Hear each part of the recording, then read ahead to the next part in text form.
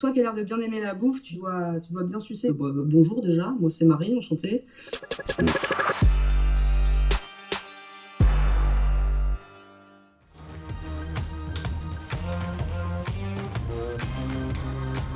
Les plus gros stéréotypes sur les personnes grosses et obèses, c'est un manque de volonté de vouloir changer, un manque d'énergie et aussi le fait de mal se nourrir. C'est-à-dire que forcément, si j'ai ce poids-là, ça veut dire que je mange McDo tous les jours, que je consomme que des produits gras, des produits sucrés, que je suis avachie sur mon canapé toute la journée à rien faire et que c'est pour ça que j'ai ce corps-là et que c'est de ma faute. Et ça, je pense que c'est le plus violent parce que c'est totalement faux déjà. Et que même si c'était vrai, c'est vraiment la violence gratuite qui sert à rien, qui fait rien avancer du tout. La grossophobie, elle se manifeste vraiment de plein de manières et c'est partout tout le temps, quoi. C'est par exemple pas trouver de vêtements à sa taille dans des magasins, dans n'importe quel centre commercial. Moi, je fais du 48. C'est souvent des fringues de mauvaise qualité pour s'habiller en grande taille. Là, quand on nous dit non, mais il faut pas acheter de fast fashion, tout ça.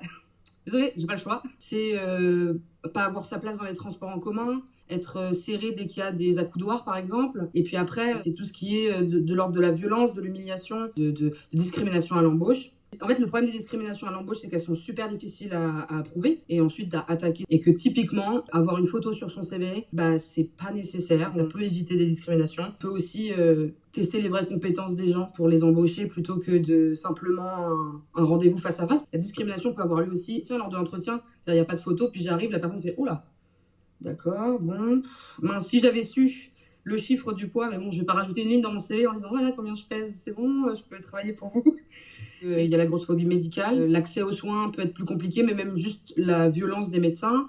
Oui, quand on me dit fais un régime, fais du sport, moi souvent je me dis mais vous pensez qu'on n'y a pas pensé à faire ça en fait? J'ai déjà essayé, en plus du sport j'en faisais déjà. J'en ai fait toute ma vie et ça va pas empêcher le fait que je grossisse. Pour moi c'est vraiment de l'absurde cet argument parce qu'on voit bien que les chiffres, à chaque fois dans les médias, on nous les dit. Il y a tant d'obèses, en 2050, il y en aura tant, ça ne fait qu'augmenter, il y a un problème, c'est général. Mais par contre, je vais te dire à toi que c'est ta faute parce qu'il suffit juste de manger des légumes et d'aller faire du sport. Non, c'est pas logique. Il y a la grossophobie dans le couple aussi, parce que les corps sont fétichisés ou alors rejetés complètement. Les messages sur mon gros corps, j'en reçois tellement que je les compte même plus. J'accepterai tout et n'importe quoi comme rapport, puisque de toute façon, je dois pas avoir beaucoup d'occasions. Comme plein de gens de 25 ans, moi je suis sur Tinder depuis longtemps. Moi j'ai pas une photo juste de mon œil, j'ai juste des photos de moi, de mon corps. On me voit bien sur mes photos sur Tinder. Je peux pas compter le nombre de messages où on me parle tout de suite du fait, même si ça se veut pour des compliments, en disant, ah, j'adore les rondes, machin.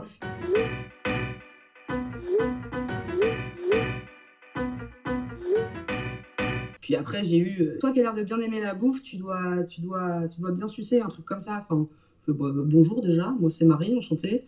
Euh, et ça s'appelle la fétichisation des corps gros, c'est-à-dire que les femmes grosses, on aurait plus d'appétit sexuel. Comme on serait un peu vulnérable, qu'on n'aurait pas trop le choix, hop, on coucherait avec tout le monde, tout ce qui passe, etc. C'est embêtant parce que c'est que des clichés et que c'est discriminant et que j'ai pas envie qu'on me parle de mes seins, de mon cul, de tout ce que vous voulez quand je dis bonjour à quelqu'un, quoi. C'est vrai que dans les médias, dans les films, dans les séries, dans les livres, je connais aucune scène de femmes grosses ou d'hommes gros qui sont juste là à vivre leur vie sexuelle tranquillement.